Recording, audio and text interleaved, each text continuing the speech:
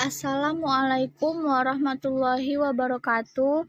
Perkenalkan, nama saya Arinda Tasya Azahra. Saya dari kelas C3 pagi, Pendidikan Guru Sekolah Dasar, Universitas Muhammadiyah Sumatera Utara. Nah, di sini saya akan mereview sebuah jurnal yang berjudul Kesulitan Mahasiswa PGSD dalam Mengembangkan Pembelajaran IPA SD Kelas Rendah. Nama jurnalnya yaitu Primaria Educationem Journal. Volume dan halaman yaitu volume 1, nomor 2, dan halaman 74 sampai 79. Tahun 2018, penulisnya yang bernama Aprilia Eki Saputri, reviewernya yaitu saya sendiri Arinda Tasya Azahra pada tanggal 2 Desember 2021. Nah, latar belakang dari jurnal ini yaitu ilmu pengetahuan alam atau IPA merupakan bagian dari ilmu pengetahuan tentang alam semesta yang terorganisir dan dapat dipelajari melalui pelibatan proses berpikir secara aktif serta silkap ilmiah. Ilmu pengetahuan alam pada dasarnya mengandung 3 aspek utama, yaitu sikap, keterampilan proses, dan pengetahuan ilmiah. Ketiga aspek tersebut dapat dikembangkan melalui pembelajaran IPA. Selanjutnya, tujuan penelitian jurnal ini, studi kasus ini dilakukan dalam rangka mengungkap fakta di balik kesulitan mahasiswa PGSD dalam mengembangkan pembelajaran IPA SD kelas rendah. Selain itu, tujuan penelitian ini yaitu untuk mengetahui alasan terjadinya kesulitan-kesulitan yang dialami oleh mahasiswa beserta solusi yang ditawarkan akan menjadi fokus dari penelitian ini.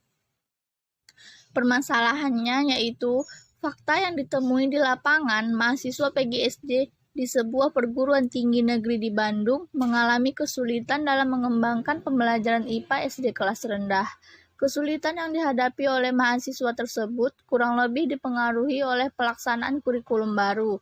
Kurikulum yang mulai diterapkan tahun 2013 tersebut tidak lagi menjadikan mata pelajaran IPA di kelas rendah secara parsial. Materi-materi IPA di kelas rendah terintegrasi ke dalam KD Bahasa Indonesia. Artinya, materi-materi IPA SD kelas rendah akan disampaikan melalui pembelajaran Bahasa Indonesia. Selanjutnya, subjek penelitiannya adalah mahasiswa PGSD semester 2, 3, dan 4 di Perguruan Tinggi Negeri Bandung. Metodologi penelitiannya. Penelitian ini menggunakan metode kualitatif. Data kualitatif dalam penelitian ini diungkap melalui kegiatan observasi, wawancara, dan studi dokumentasi.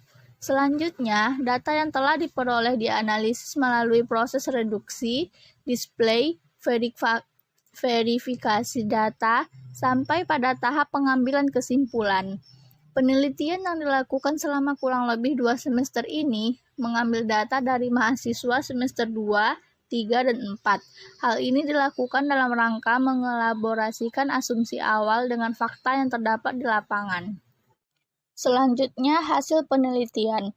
Dalam pelaksanaannya, studi kasus ini mendapatkan beberapa temuan yang berhubungan dengan kesulitan mahasiswa PGSD dalam mengembangkan pembelajaran IPA SD kelas rendah.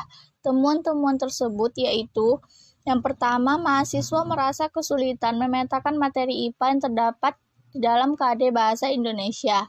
Mahasiswa mengalami kesulitan untuk menentukan hierarki materi IPA SD kelas rendah, mulai dari menentukan batasan-batasan materi inti, prasyarat, sampai kepada materi pengembangannya.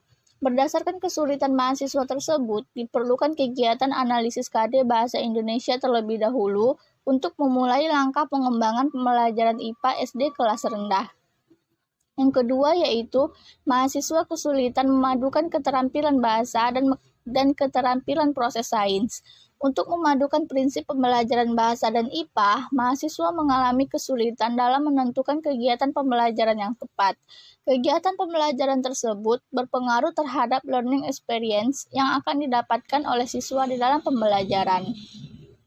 Selanjutnya, kelebihan dari jurnal ini yang pertama, terdapat kesesuaian antara tujuan jurnal dan kesimpulan yang didapatkan.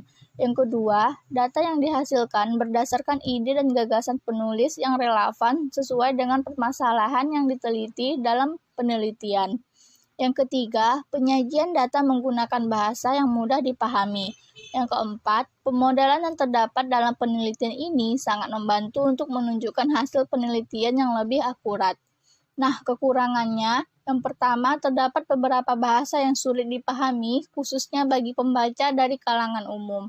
Yang kedua, tidak ada pemaparan dalam bentuk tabel, grafik, maupun gambar dokumentasi pada jurnal ini.